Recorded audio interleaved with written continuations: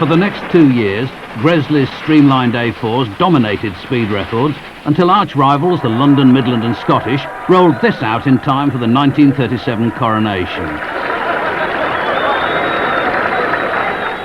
It was one of the most powerful locos ever built in Britain. Designed by William Stanier, the 165-ton loco Coronation commenced a publicity-seeking trial run from Euston to Crewe on June the 29th, 1937.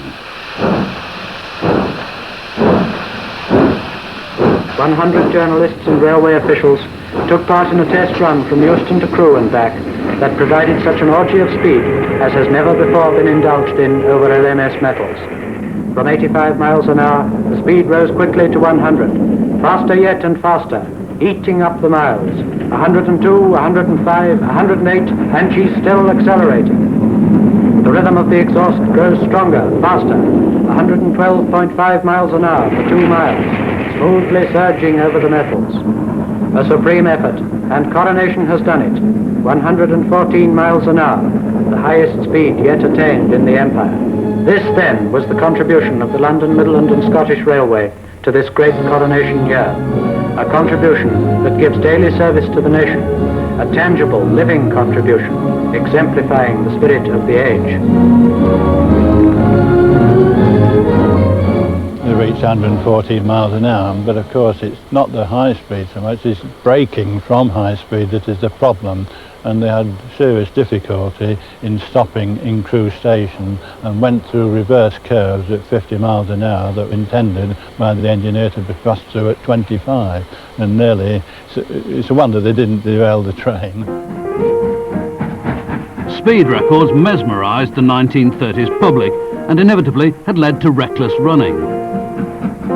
For all its down-dare spaceship looks and go-faster stripes, Stanier's streamlining had little aerodynamic value, and it got in the way of essential maintenance. Within 10 years, the outer casings were scrapped. All that remains of these good-looking locos in their original form are these fragments on film.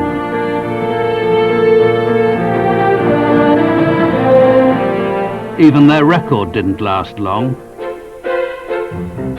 Just over a year later, on July the 3rd, 1938, the LNER challenged the speed record with a loco named after a duck.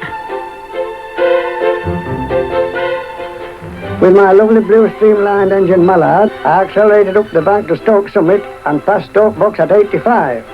Once over the top, I gave Mallard a red. After 3 miles, the speed meter in my cab showed 107 miles an hour.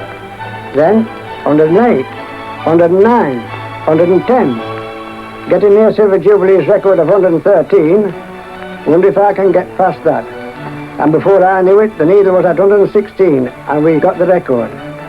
They told me afterwards there was a deal of excitement in that dynameter car. Go on, old girl, I thought, we can do better than this. And shot through Little Batham at 123. And in the next 1¼ miles, the needle crept up further, 123.5, 124, 125. And then for a quarter of a mile, while they tell me the folks in the car held their breaths, 126 miles per hour.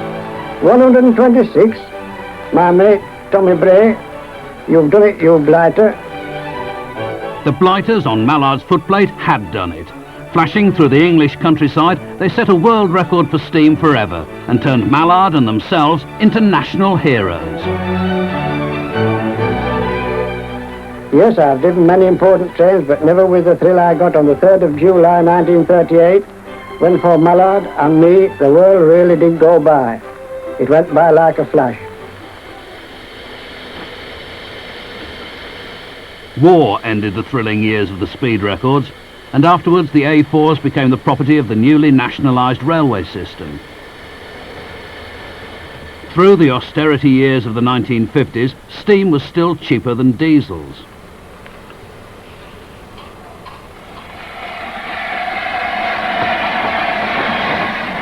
But the tide was turning, and the threat to Gresley's magnificent A4s came from this.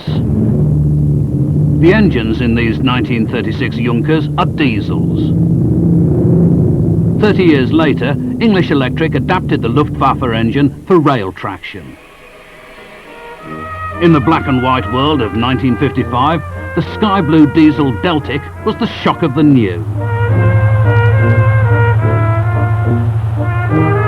This is the prototype outside the Vulcan Engineering Works where it was built.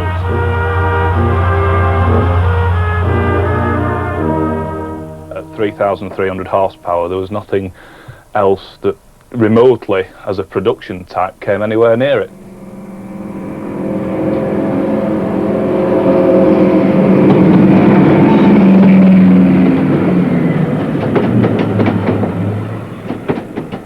They're an interesting machine to drive because of the amount of power that you've got at hand. They're unique in the fact that they're fitted with 2 diesel engines and generators. They were the only production class of diesel electric locomotive built with 2 engine and generator sets.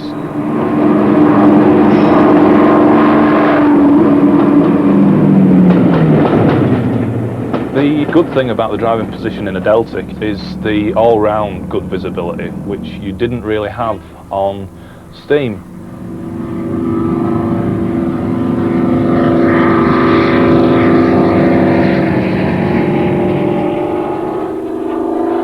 "22 Deltics replaced 55 steam locos hauling express trains up the east coast.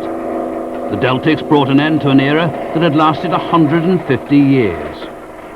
What a contrast the clean diesel-electric makes compared with the old, smoky, coal-burning locos. For a while, the smoky coal-burning locos shared Britain's railways with the new diesels. The southern region of British Railways ran these light Pacifics until 1967. But all that remains now are the much-loved survivors and the memories of the men who drove the cream of Britain's fast trains.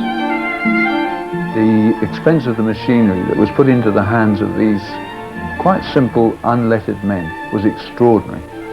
The locomotives were not only lethal, they travelled at quite considerable speeds, they cost an awful lot to build, and the men in charge had no one to supervise them. They were the largest body of unsupervised men in the country.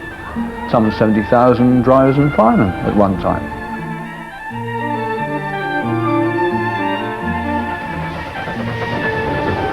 The first time I went at a considerable rate, I thought my last hour had come.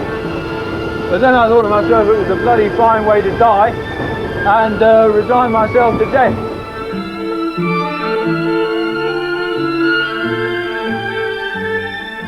Next Monday, in the final programme, Classic Trains looks at the contribution of the freight carriers. And a book of the series is now available, price £17.99.